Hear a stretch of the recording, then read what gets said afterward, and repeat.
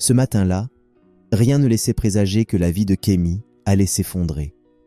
Comme chaque jour, elle s'était levée la première, le cœur encore fatigué de la veille, mais avec ce courage silencieux que seules les mères connaissent. Elle avait voulu préparer le petit déjeuner pour sa famille. Mais en entrant dans la pièce principale, elle sentit quelque chose d'étrange, un vide, une absence, un silence trop lourd pour être ordinaire. Sur la chaise bancale en plastique, une simple feuille de papier froissé reposait, une écriture qu'elle connaissait trop bien. « Kémy, je suis désolée. Je pars. Cette vie n'est pas faite pour moi. Je ne peux plus. Prends soin des enfants.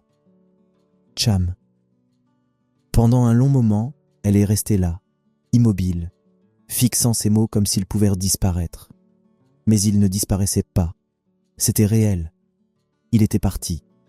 Sans un mot, sans un regard, sans un au revoir. Il avait fui les dettes, fui la pauvreté, fui ses responsabilités. Il avait abandonné Kémy et leurs 3 enfants, encore endormis, les bras serrés autour d'un matelas troué, ignorant tout de la tempête qui venait de frapper leur monde. Elle aurait pu hurler, s'effondrer, perdre la tête. Mais elle n'a rien fait de tout ça. Elle s'est simplement assise sur le sol, adossée au mur de leur petite maison, et elle a pleuré. Pas de grandes lamentations, pas de cris, juste des larmes, longues, silencieuses, douloureuses, des larmes qu'on ne verse que quand on sent son univers s'écrouler. Mais même au milieu de ce vide, quelque chose en elle est resté vivant. Une voix intérieure, faible mais ferme, lui a soufflé « Tu n'as pas le droit de tomber. Ils n'ont que toi. Tu dois te lever. » Et au lever du soleil, alors que ses enfants ouvrirent les yeux sans se douter de ce qui venait de se passer, Kémy s'est levée. Elle n'avait plus de mari, plus d'aide, aucune source de revenus, pas de diplôme, pas de métier, pas de famille proche.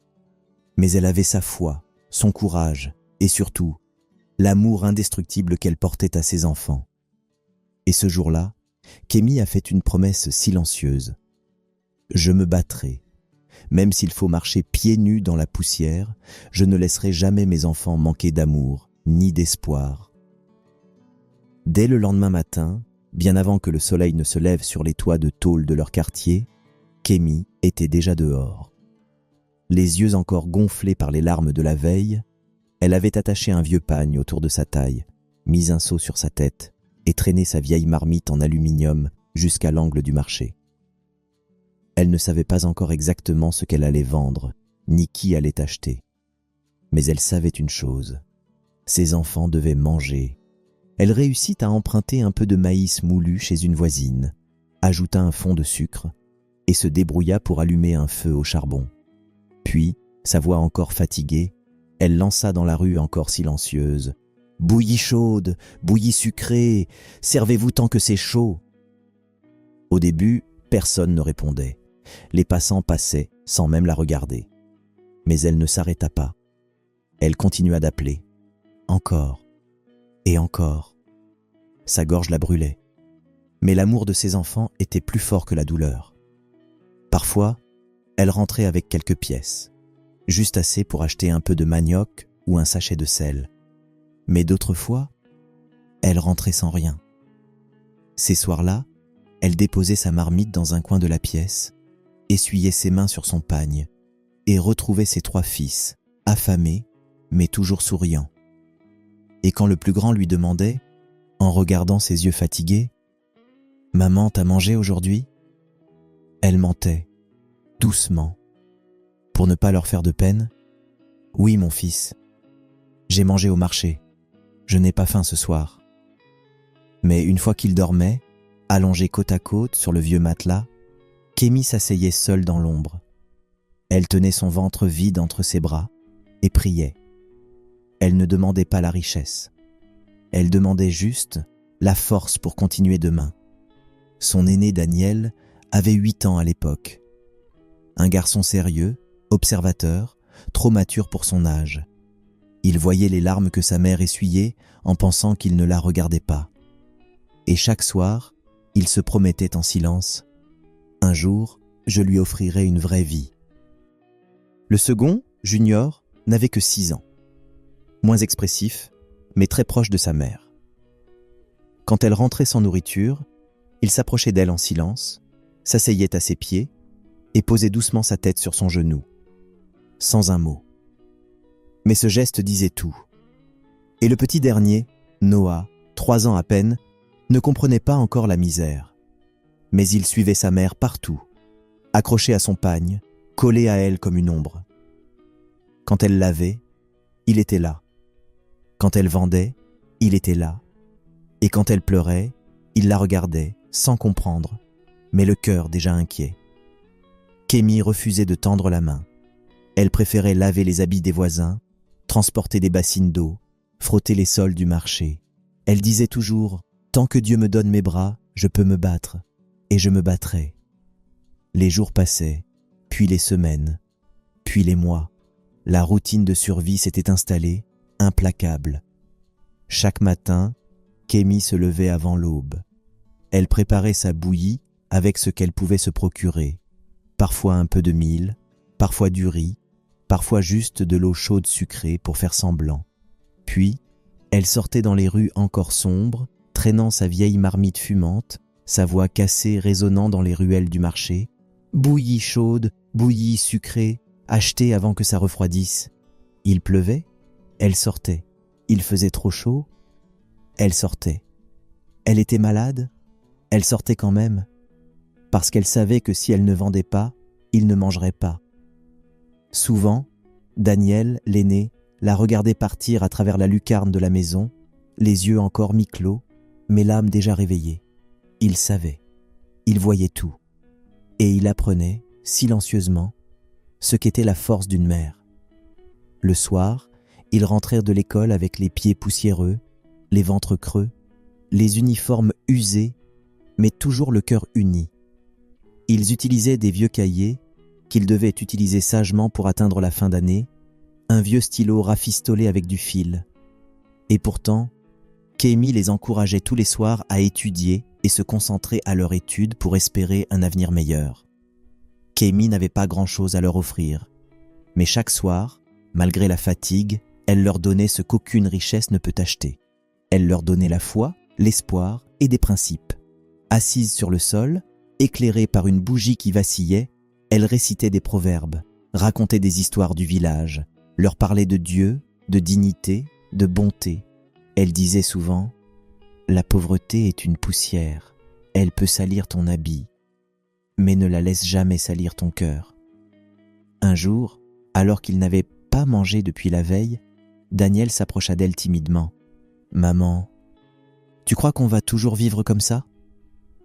Kémy s'agenouilla, le regarda dans les yeux, posa ses mains rugueuses sur ses joues encore d'enfant et répondit: « Non, mon fils, ce n'est qu'un passage.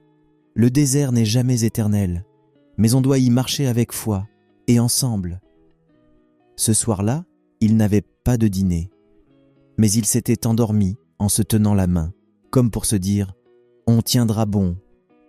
Mais le pire était encore à venir. À l'âge de 12 ans, Daniel tomba gravement malade. La fièvre typhoïde. Il tremblait, il délirait. Son petit corps ne supportait plus rien. Kémy l'emmena en urgence à l'hôpital public, mais on lui demanda de l'argent qu'elle n'avait pas. Elle supplia. On lui répondit « Sans avance, pas de soins ». Alors, sans hésiter, elle vendit la dernière chose précieuse qu'elle possédait. La petite chaîne en or que sa mère lui avait laissée avant de mourir. 3 jours, 3 nuits, à genoux au chevet de son fils, dormant sur le sol froid, priant à voix basse, jeûnant sans le dire. Elle ne mangea pas, elle ne dormit pas. Elle restait éveillée, les mains posées sur le drap, les lèvres en prière. Et au matin du 4e jour, Daniel ouvrit les yeux. Il murmura d'une voix faible: « Maman ?» Elle se jeta sur lui, pleurant comme une enfant, le serrant contre elle comme si elle avait retrouvé la vie. Ce jour-là, dans ce petit lit d'hôpital, Kémy avait remporté une guerre silencieuse. Elle n'avait ni armée, ni armes, mais elle avait prié, et Dieu l'avait entendu. Les années passaient, une à une, comme les pages froissées d'un vieux carnet. Et malgré la misère, malgré l'usure, malgré l'absence de tout confort, les enfants de Mama Kemi grandissaient. Mais ils ne grandissaient pas comme les autres. Ils grandissaient avec la mémoire des sacrifices, avec dans le cœur une force qu'aucune école n'enseigne, une gratitude qui les façonnait chaque jour. Daniel, l'aîné, s'était transformé. À seulement 14 ans, c'était déjà un homme. Il marchait chaque jour plusieurs kilomètres pour rejoindre le lycée. Un sac usé sur le dos rempli de livres qu'il avait empruntés à droite et à gauche. Il portait toujours les mêmes chaussures.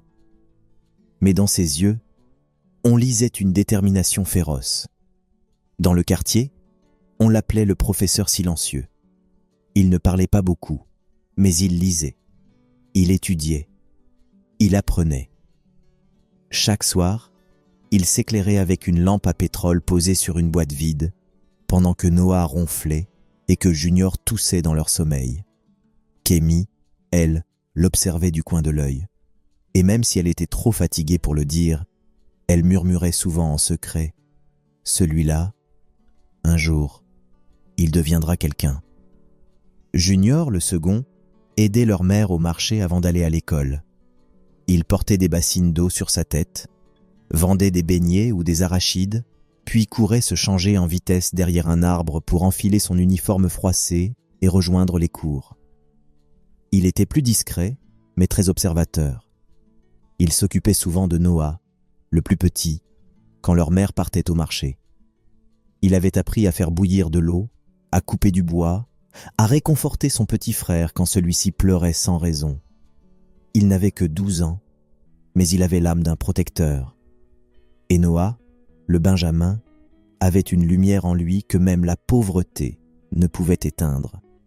À 8 ans, il faisait déjà des calculs complexes, étonnait ses professeurs, posait des questions que les adultes avaient du mal à répondre. « Maman, pourquoi certains enfants mangent 3 fois par jour et d'autres pas ? Maman, pourquoi Dieu nous aime si on souffre comme ça ?»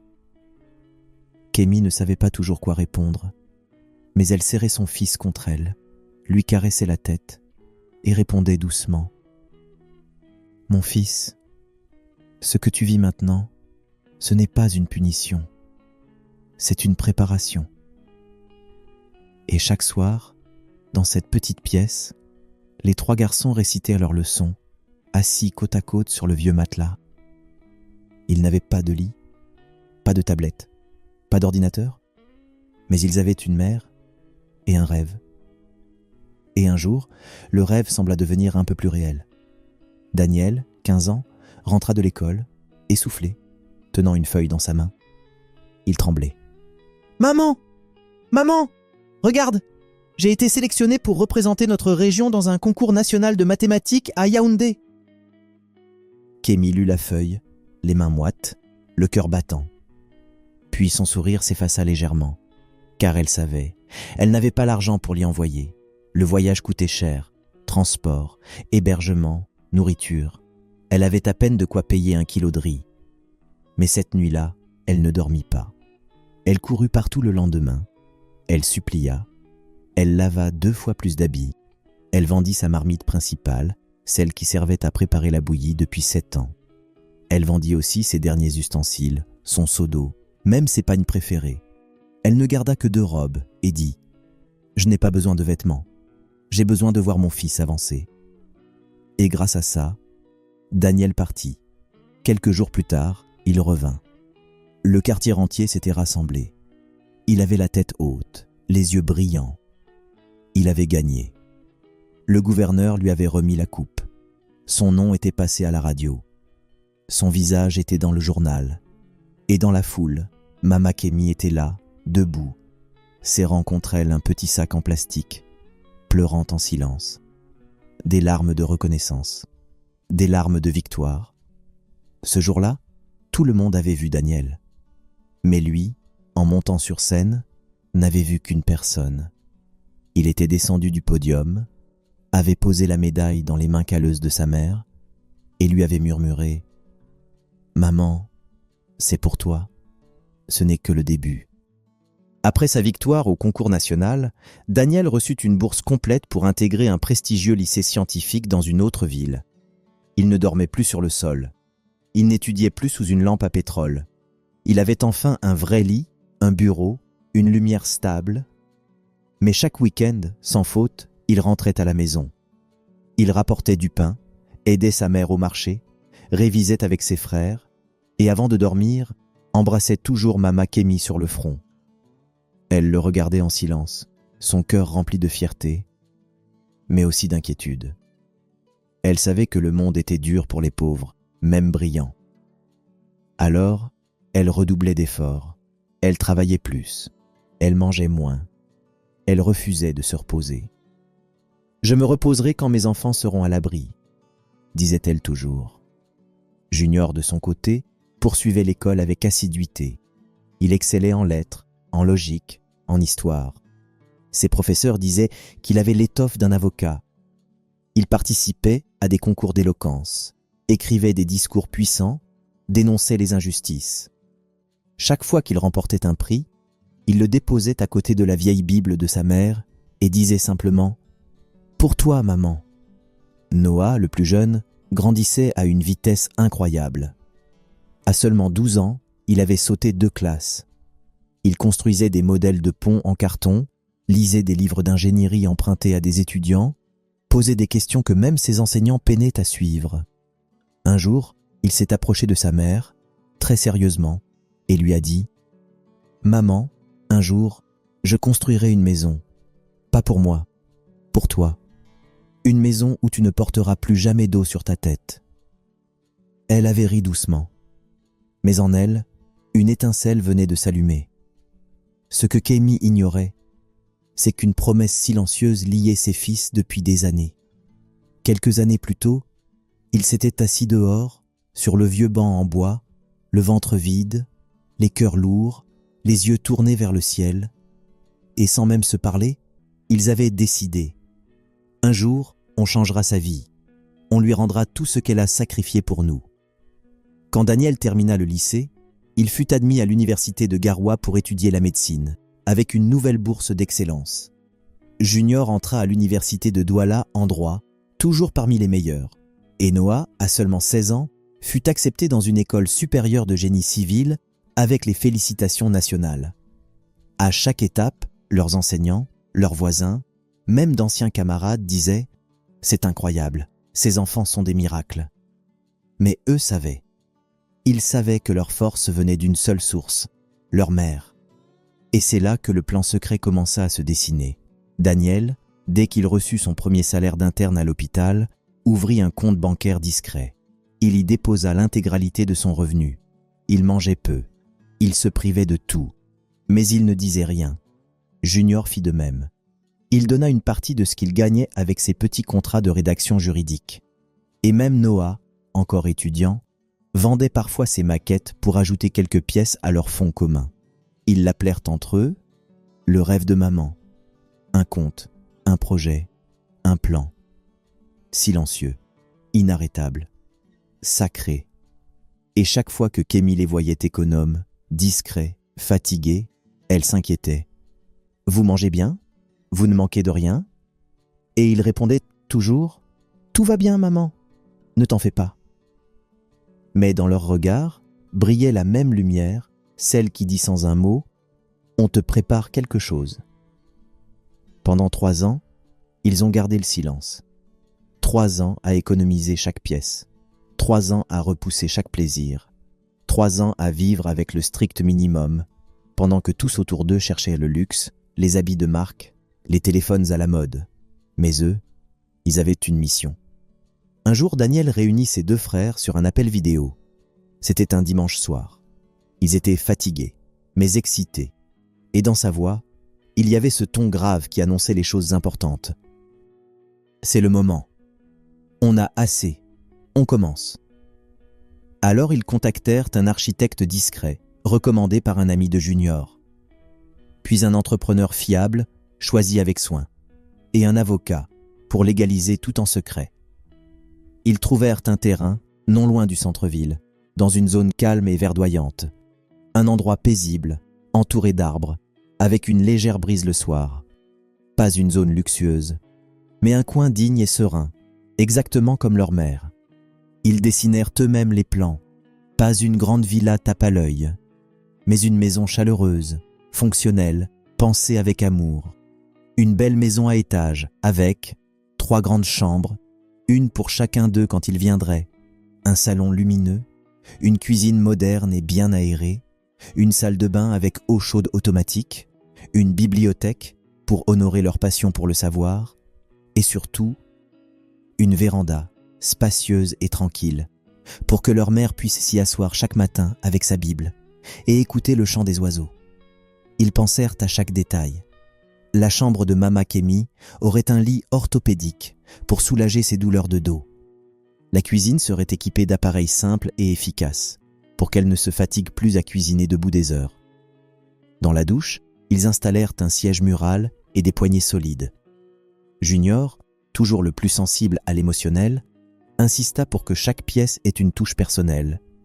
Des photos de famille, des versets bibliques encadrés, des phrases d'encouragement et surtout, un mur entier dans le salon avec cette phrase gravée en lettres dorées « Tout ce que nous sommes, c'est grâce à toi ».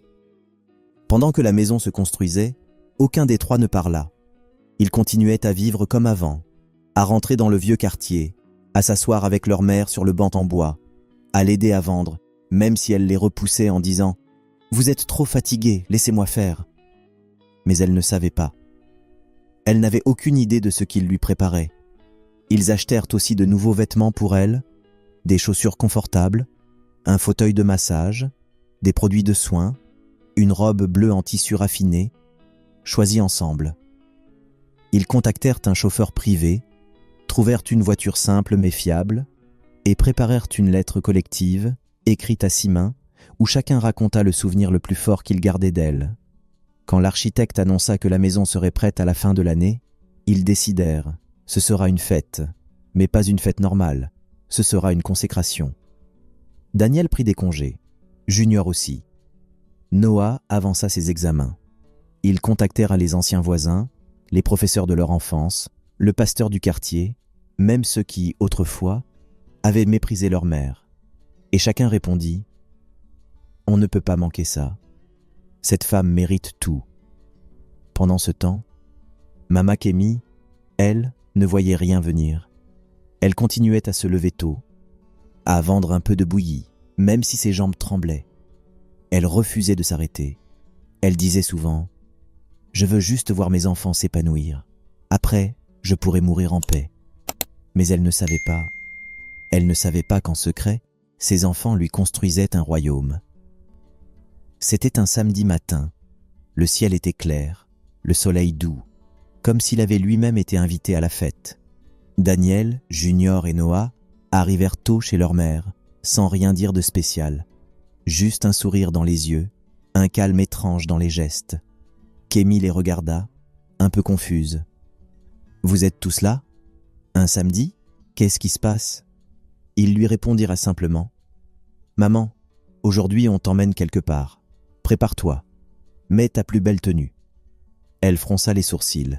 « Où allons-nous » Et Junior, en souriant, lui dit « Habille-toi comme une reine, parce que tu es la nôtre. » Elle ne comprenait pas, mais elle obéit. Elle choisit son plus beau pagne de couleur bleue qu'il lui avait acheté, celui qu'elle gardait pour les grandes occasions, repassé avec soin et plié dans un sac plastique depuis des années. Elle avait taillé ses cheveux, il restait juste une petite touffe grisonnante qui lui donnait un style d'élégance même dans ses vieux jours. Elle mit un peu d'huile parfumée sur ses poignets, puis sortit de la maison, sans savoir que sa vie allait changer à jamais. Ils roulèrent pendant une 30aine de minutes. Elle observait la route, les bâtiments, les gens, le cœur battant, sans savoir pourquoi. Quand ils s'arrêtèrent devant une grande maison beige avec une clôture blanche, elle crut qu'ils venaient rendre visite à quelqu'un. Mais elle vit alors les ballons, les guirlandes, la foule, les visages familiers, et surtout une grande banderole suspendue sur la porte d'entrée où était écrit « Bienvenue chez toi, maman Kémi ». Elle lut, elle relut, puis elle resta figée, Son cœur s'arrêta. Ses jambes tremblèrent. Les larmes montèrent. Elle tourna la tête vers ses fils. Il la regardait, sourire aux lèvres, les bras ouverts. Alors elle s'est effondrée. Pas de douleur, pas de peur, juste trop d'émotion. Elle tomba à genoux, les mains sur le visage, en pleurs. Toute la foule pleurait avec elle, même les plus durs, même ceux qui ne l'aimèrent pas autrefois. Le vieux pasteur s'approcha, posa ses mains sur sa tête et pria. « Seigneur, voici ta servante, tu l'as vue, tu l'as élevée, tu l'as honorée. » Une chorale entonna un cantique qu'elle aimait tant. Les enfants du quartier dansaient, les femmes chantaient, les voisins acclamaient, mais Mama Kémi n'arrivait plus à bouger. Elle avait les mains tremblantes, les larmes coulaient sans fin. Elle murmurait « Ce n'est pas possible, ce n'est pas pour moi. » Mais Daniel s'approcha, l'aida à se relever, la regarda dans les yeux. « Si maman, c'est pour toi, tout ça, c'est pour toi. » Ils l'accompagnèrent à l'intérieur. Chaque pièce était un témoignage d'amour. Le salon spacieux, la cuisine moderne, la bibliothèque remplie, les fleurs fraîches, les rideaux colorés, et sur le mur, en lettres dorées, « Tout ce que nous sommes, c'est grâce à toi. » Elle s'arrêta net, ses mains tremblaient. Elle posa sa tête contre le mur et pleura à nouveau. Elle visite sa chambre. Elle vit le lit, le fauteuil, les produits de soins, la Bible sur la table de chevet, et cette grande photo de famille encadrée, posée au-dessus du lit. Elle s'écroula sur le lit, sanglotant comme une enfant, un mélange de douleur, de paix, de reconnaissance. Daniel s'approcha et lui murmura à l'oreille « Tu n'as plus à te battre, maman. Tu peux enfin te reposer. » Junior ajouta « Ce n'est pas un cadeau, c'est un hommage. » Et Noah, les larmes aux yeux « Tu es notre trésor. Rien de tout ça n'existerait sans toi. » Ce soir-là, la maison était remplie de chants, de rires, de souvenirs. Tous les anciens du quartier étaient là. Des professeurs prirent la parole. Le pasteur bénit la maison. Et Mama Kémi, assise dans son fauteuil, entourée de ses fils devenus hommes, regardait tout cela avec des yeux pleins de lumière. Elle souriait. Mais dans son regard, on lisait surtout la paix, la vraie, celle qu'on gagne après des années de lutte silencieuse. Quelques semaines après la grande surprise, la maison de Mama Kémi était devenue un lieu vivant, rempli de paix, de rire et de moments simples, mais sacrés. Chaque matin, elle s'installait sur sa véranda, un gobelet de thé dans les mains, sa Bible sur les genoux, écoutant le chant des oiseaux, regardant ses plantes pousser et murmurant des prières de gratitude. Elle n'avait plus besoin de se lever à 4 heures du matin. Elle n'avait plus à laver les habits des autres. Elle n'avait plus à cacher sa faim. Ses fils s'occupèrent de tout. Daniel veillait à ce qu'elle prenne ses médicaments à l'heure. Junior gérait ses rendez-vous médicaux. Et Noah, le plus jeune, cuisinait parfois ses plats préférés en cachette pour la surprendre. Il vivait sous le même toit avec elle, au moins pour un temps, pour retrouver cette chaleur d'autrefois, mais sans la souffrance. Ils dînaient ensemble. Ils racontèrent leur journée. Ils riaient jusqu'à tard. Ils redevenaient ces 3 petits garçons. Mais cette fois, c'était eux qui portèrent leur mère. Mais ce n'était pas tout. Ils avaient gardé une dernière surprise, la plus grande. Un matin, après le petit déjeuner, Daniel s'avança avec une enveloppe. Kémi crut que c'était une lettre quelconque. Mais quand elle l'ouvrit, elle lut « Statut officiel, Fondation Mama Kémi, pour l'aide aux veuves et mères seules. » Elle releva les yeux, incrédule. Junior prit la parole. « Maman, tu n'as pas seulement élevé des enfants, tu as semé quelque chose d'éternel. On veut prolonger ton combat, aider celles qui vivent ce que tu as vécu. » Noah ajouta « On a déjà des partenariats. On va offrir des formations, du soutien psychologique, des microcrédits pour lancer de petits commerces. Et surtout, de l'écoute. » Et Daniel conclut « On ne pouvait pas tout te rendre, mais on peut faire en sorte que ton histoire change celle des autres. » Mama Kémi, en lisant le document, vit le logo de la fondation. Une silhouette de femme, tenant 3 garçons par la main. Elle n'eut plus de mots. Elle posa la main sur son cœur, puis tomba à genoux, en larmes. « Seigneur, je ne mérite pas tout ça. Je n'ai rien fait d'extraordinaire. J'ai juste aimé mes enfants. » Mais Daniel s'approcha. « Justement, maman, c'est ça qui est extraordinaire. » Le lancement de la fondation Mama Kemi fut un événement. Dans une salle pleine à craquer, on vit arriver des femmes en tenue traditionnelle, des hommes en boubous impeccables, des enfants, des responsables, des journalistes. Maman Kemi fut conduite sur scène, habillée d'un magnifique pagne violet et or, une coiffe royale sur la tête. Le maître de cérémonie raconta son histoire. Des voisins prirent la parole.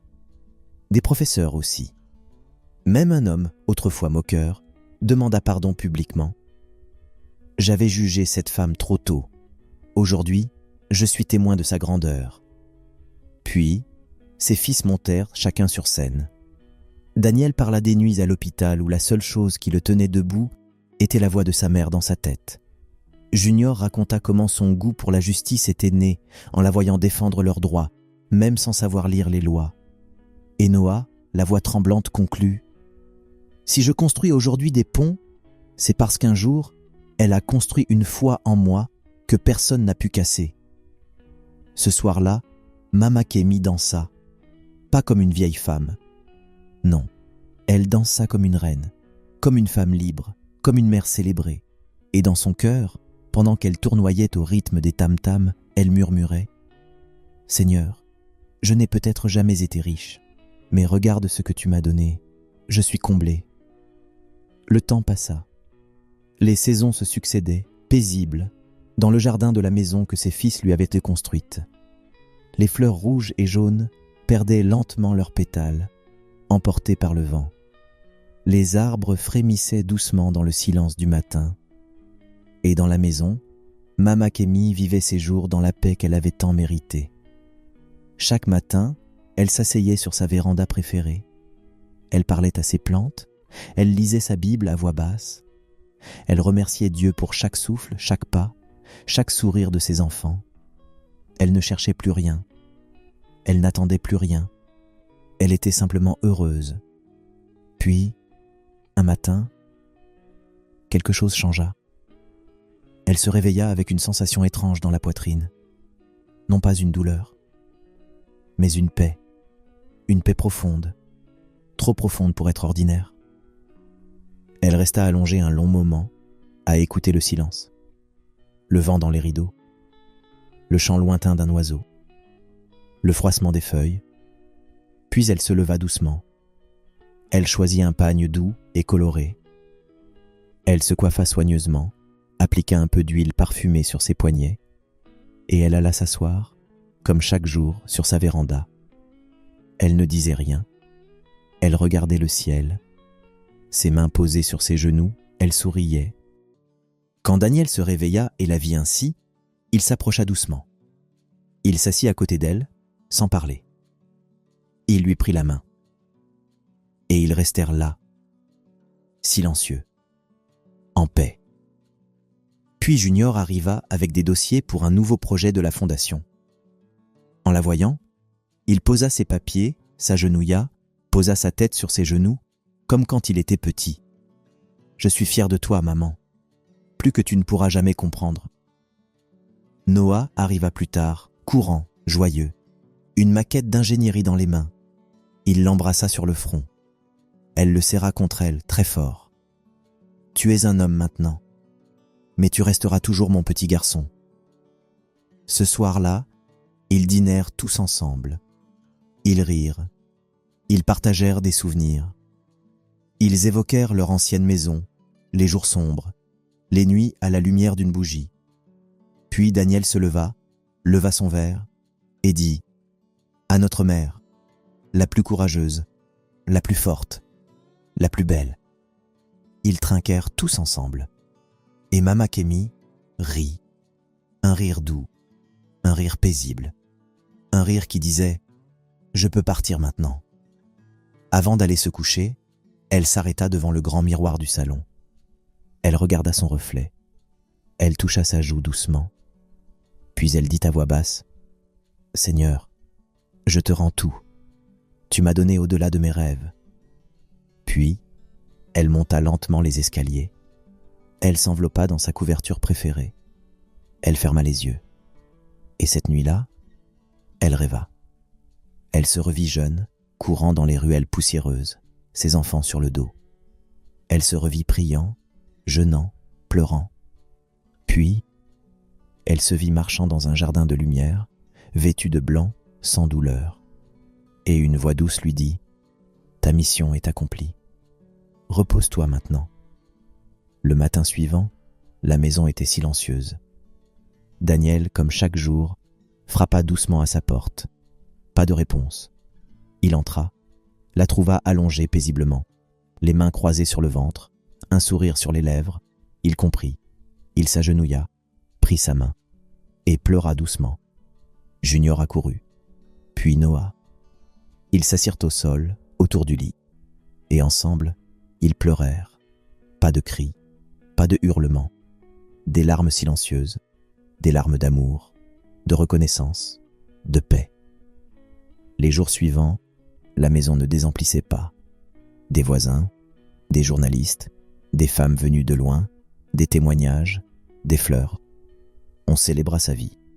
On raconta son histoire à la radio, à la télévision. Son portrait fut affiché à l'entrée de la fondation avec cette phrase « Une mère, une guerrière, une reine ». Les années passèrent. La fondation grandit. Des centres furent ouverts dans tout le pays. Des centaines de femmes furent aidées.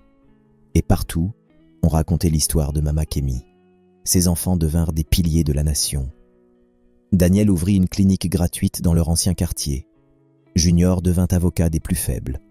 Noah dirigea une entreprise qui construisait des écoles dans les zones pauvres. Mais dans chacun de leurs bureaux, au centre de chaque salle, trônait une photo de leur mère, entourée deux enfants, souriante, éternelle. Et chaque année, à la date de son départ, il se retrouvait dans la maison qu'il lui avait construite. Il nettoyait le jardin, préparait du thé et s'asseyait sur la véranda, en silence, parce que dans leur cœur, elle n'était jamais vraiment partie. Elle était la racine, la force, l'âme de leur histoire. Et dans chaque femme qu'ils aidaient, dans chaque vie qu'ils touchaient, Mama Kémi continuait d'exister, lumineuse, inoubliable, éternelle. Cette histoire mérite d'être suivie par plusieurs.